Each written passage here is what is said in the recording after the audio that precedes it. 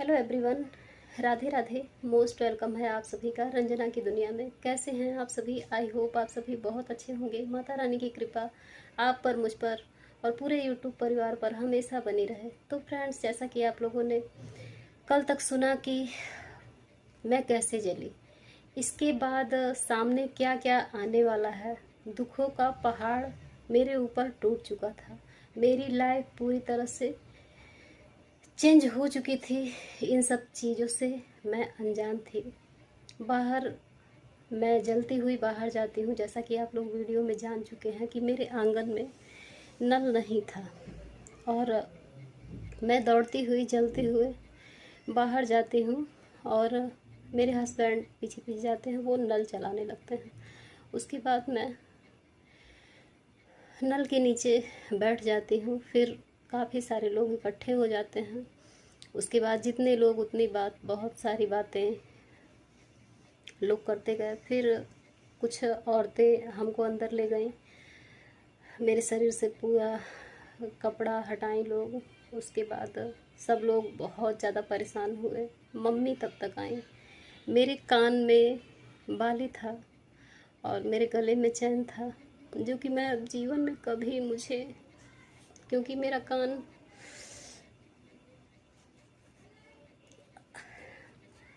अब कभी, मुझे कितना भी मेरे पास पैसा हो जाए, कितना भी मेरे पास धन आ जाए, कुछ भी हो जाए, लेकिन वो कान, वो जो कुछ भी था, मैं अपनी लाइफ से सब कुछ खो चुकी थी फ्रेंड्स।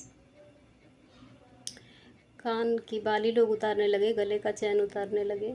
उसके बाद हम उस समय अपने सारे दुख को भूलते क्या हैं कि मम्मी को खोजने लगते हैं कि मम्मी मम्मी करके, मम्मी को दे दीजिए, मम्मी को दे दीजिए।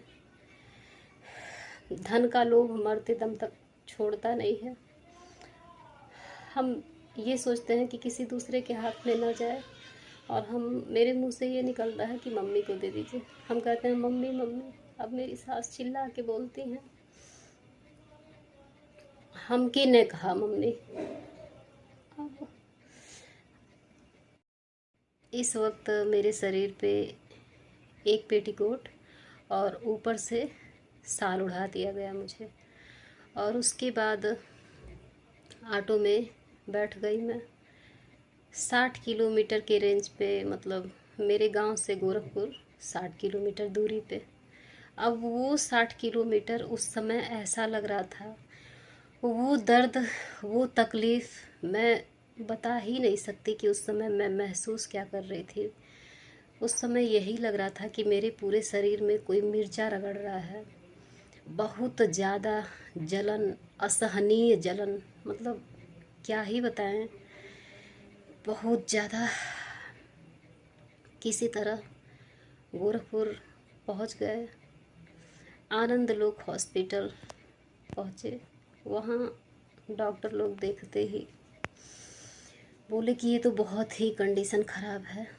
वहाँ से आते आते मुझे क्या हुआ फ्रेंड्स, घर से गोरखपुर आते आते मेरी बॉडी में इतना ज़्यादा स्वेलिंग हो गया, इतना ज़्यादा कि मेरा चौगुना शरीर, ये जो मेरा शरीर है ये चौगुना हो गया। पूरा पानी शरीर में भर के, और शरीर में बहुत ज़्यादा सूजन हो गया। डॉक्टर लोग एडमिट नहीं कर रहे थे, कंडीशन बहुत ही ख़राब था। उसके बाद किसी तरह एडमिट लिए, बोले कि देखिए क्या होता है। एडमिट वो लोग कर लेते हैं। उसके बाद अंदर एंट्री होती है।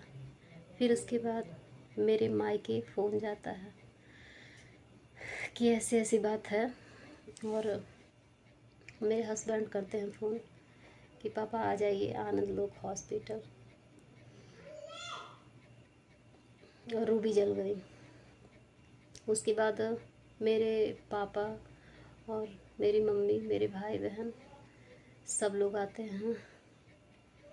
अब वो वक्त जो था, मन में मैं ये सोच रही थी कि मैं अपने मम्मी पापा का सामना कैसे करूँगी। और मैं रोए जा रही थी, रोए जा रही थी। पता है, भगवान इतना दुख देते हैं लाइफ में कि आंसू सूख ही जाते हैं। और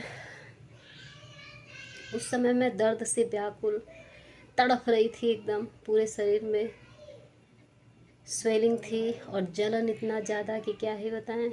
बॉटल चढ़ रहा था। तब तक आधा घंटा 1 घंटा बीतते बीतते मेरे मायके से सब लोग पहुंच गए। अब मम्मी जब अंदर आती हैं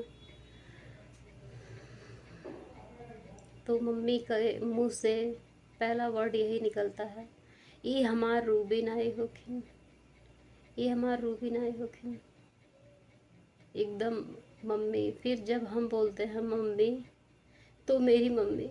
फिर अब जब मेरी मम्मी मेरा आवाज़ सुनी, जब हम मम्मी बोले, उसके बाद उनको यकीन हुआ कि ये मेरी रूबी है। और मम्मी वहीं पे अचेत होके गिर गई। इससे बड़ा दुख क्या हो सकता है। मेरी मम्मी मुझे बर्तन नहीं धुलने देती थी। जब भी मैं कभी बाय चांस बर्तन धुलने बैठती तो यही कहती कि तुम मत बर्तन धुलो। और मेरी मम्मी की आंखों के सामने मैं एकदम जल कर खाक दिख रही थी, उस कंडीशन में दिख रही थी। फिर 2 लेडीज़ आती हैं स्टाफ की, वहीं के नर्स आती हैं। उसके बाद वो मेरा बाल चोटी पूरा कमर के नीचे तक, और वो मेरा बाल काट के पूरा यहाँ से बाल काट के उसके बाद चोटी सहित डस्टबिन में गिराती हैं। वो देख के मेरी बहन, मेरा भाई, मेरे पापा सब लोग रोने लगे। सब लोग पूरा तेज तेज रोने लगे।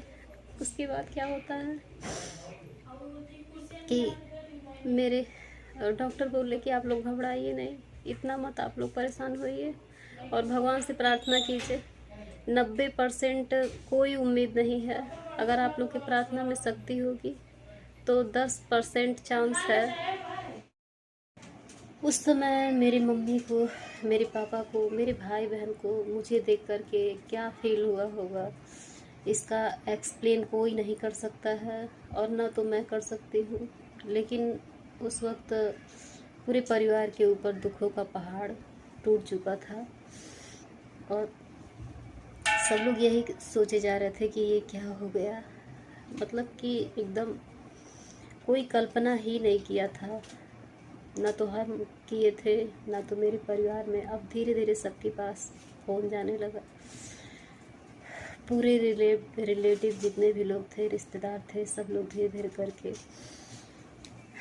आना शुरू हो गया। डॉक्टर ट्रीटमेंट स्टार्ट कर दिए।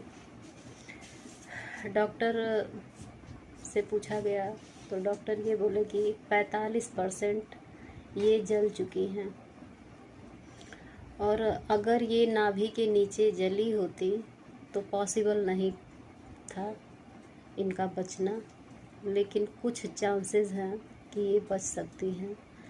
आप लोग बस भगवान से प्रे कीजिए और बस भगवान चाहेंगे तो ये ज़रूर ठीक हो जाएंगी। मेरी बहन डॉक्टर के पैर पे गिर जाती है और कहती है, हे डॉक्टर साहब हमरे दीदी के बचा लिहल जा। मेरा भाई रोता है और कहता है, हे डॉक्टर साहब हमरे भैया के बचा लिहल जा। ये हमार दीदी ना रहले, नहीं हमार भाई रहले। मतलब उसका हम उन सब समय को हम बोल ही नहीं सकते हैं कि सबके ऊपर उस समय बीत क्या रहा था।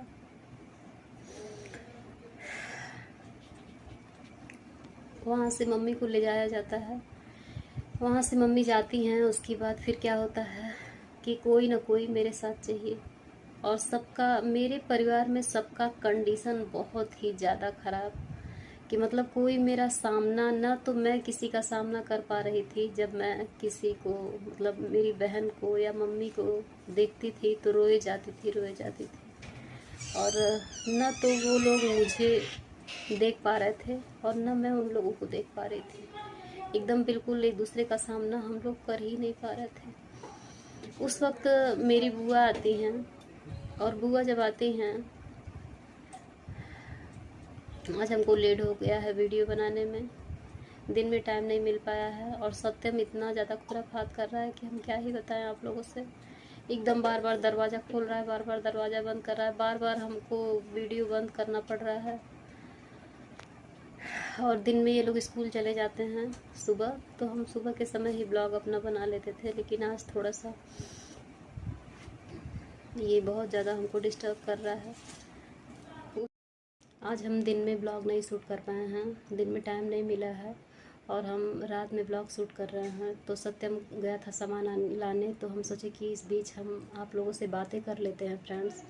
और ये सत्यम आ जा रहा है तो इसलिए डिस्टर्ब हो रहा है। और अगर इस बीच हम अपनी, क्योंकि बस जब बात करते हैं तो ऑटोमेटिक आंसू आ ही जाता है, तो बस इन लोगों को कोई प्रॉब्लम ना हो, इसकी वजह से हम अपने ब्लॉग का यहीं पे एंड करेंगे।